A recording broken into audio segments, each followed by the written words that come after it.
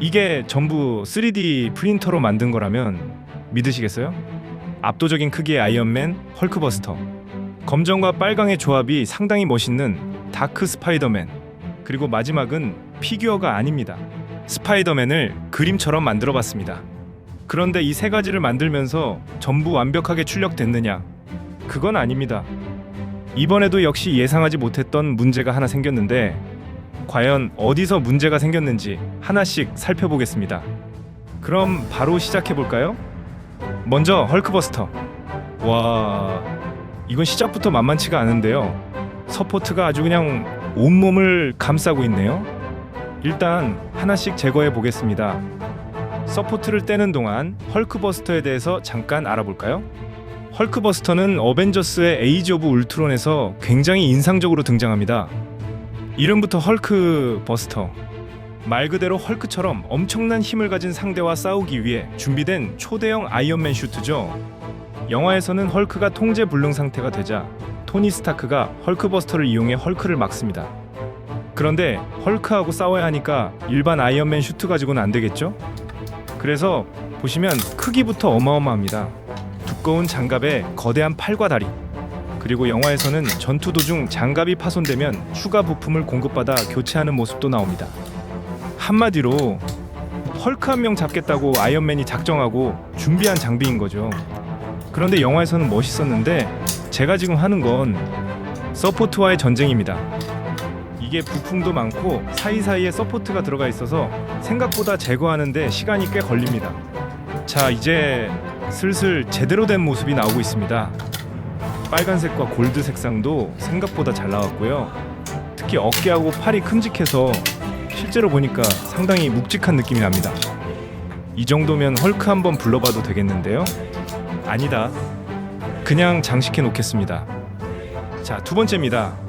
이번에는 분위기가 완전히 달라집니다. 제가 다크 스파이더맨이라고 부르고 있는 모델인데요. 검은색 슈트에 빨간색 거미 문양이 들어가니까 우리가 흔히 알고 있는 빨강 파랑 스파이더맨하고는 느낌이 완전히 다르죠. 이 디자인을 보면 마일스 모랄레스의 스파이더맨이 떠오르는데요. 마일스 모랄레스는 코믹스를 거쳐 애니메이션 영화 스파이더맨 뉴 유니버스에서 대중적으로 크게 알려졌고 이후 스파이더맨 어크로스 더 유니버스에서도 주인공으로 활약합니다. 기존 피터 파커의 스파이더맨과는 또 다른 매력이 있는 캐릭터죠. 특히 검정과 빨강을 중심으로 한 슈트 디자인이 상당히 강렬합니다. 제가 출력한 것도 이 색 조합 때문에 골라봤는데요. 얼굴도 괜찮고 가슴의 거미 문양도 괜찮고 몸통도 잘 나왔습니다. 전체적으로 상당히 잘 나온 것 같은데 그런데 뭔가 이상하지 않습니까? 다리가 없습니다. 네, 출력하다가 다리 부분이 실패했습니다. 다른 부분은 이렇게 멀쩡하게 잘 나왔는데 하필 다리 쪽에서 출력이 제대로 이어지지 않았습니다. 3D 프린터가 항상 누르면 완벽한 결과물이 딱 나오는 건 아니거든요. 출력 시간이 길어지면 중간에 이런 문제가 발생할 수도 있습니다. 특히 피규어처럼 얇은 부분이나 복잡한 형태가 많은 모델은 작은 문제 하나가 결국 출력 실패로 이어질 수 있습니다. 그래도 다행인 건 상체는 꽤 잘 나왔습니다. 얼굴이나 가슴의 거미 문양도 생각보다 디테일이 살아있고요. 그래서 버리기에는 너무 아깝습니다.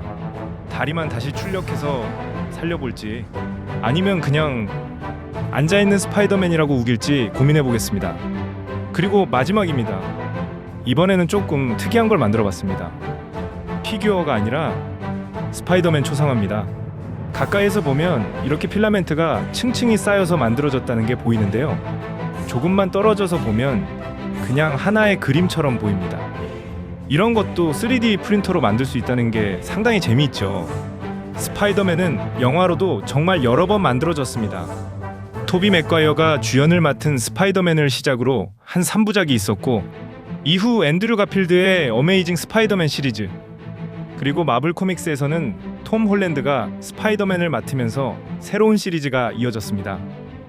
배우도 바뀌고 슈트 디자인도 계속 달라졌지만 스파이더맨 하면 딱 떠오르는 게 있죠.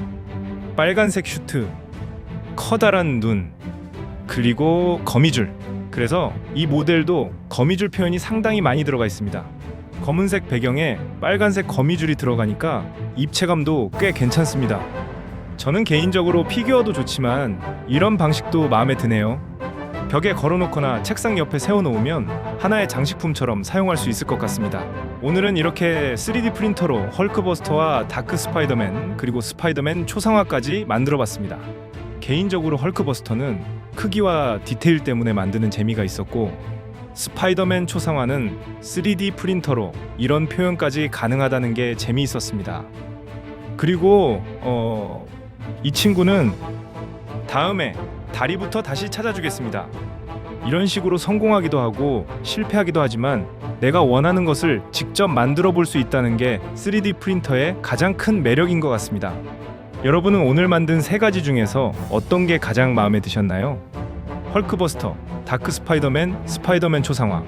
댓글로 하나 골라주세요. 그럼 다음에는 또 재미있는 걸 만들어서 돌아오겠습니다. 방구석 제작소였습니다.